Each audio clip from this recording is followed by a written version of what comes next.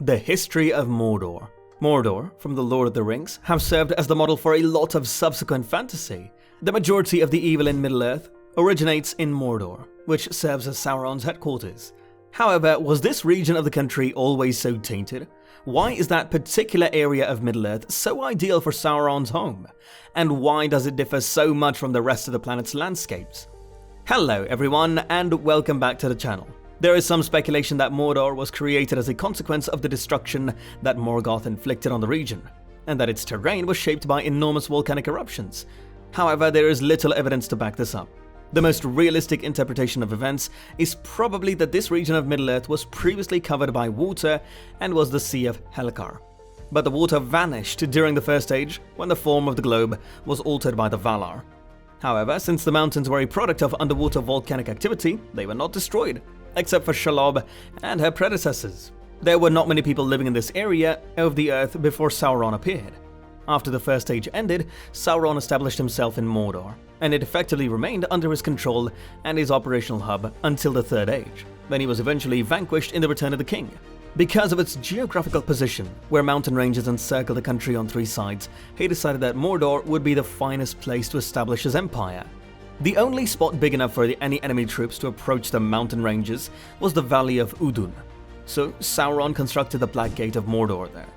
In addition to providing excellent defense against adversaries, the rocky terrain of Gorgoroth and Nirn would make it difficult for any army to advance once it did get through the mountains.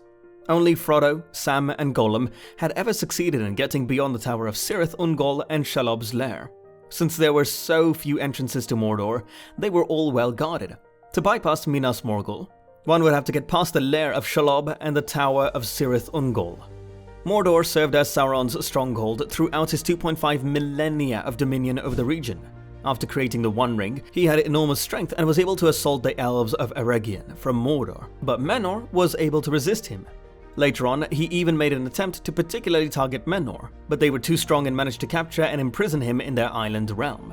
Following this, Sauron left Mordor and returned as a spirit. He again resumed his dominion there, although it was again halted when he failed to destroy Gondor. He was opposed by the last alliance of elves and men, who ultimately prevailed over him in the decisive battle on Mount Doom. The Towers of the Teeth, Durthang, and the Tower of Cirith Ungol were constructed to defend all of the main access points into that section of the country. And for over 2,000 years, Gondor guarded Mordor to prevent any other evil powers from conquering it. However, following the Great Plague in TA 1636, this defense started to break down, and evil once again returned to Mordor. In TA 1980, the Nazgul made a comeback and started to bolster Mordor's army by capturing Minas Ithil and taking back every castle that had been abandoned by Gondor.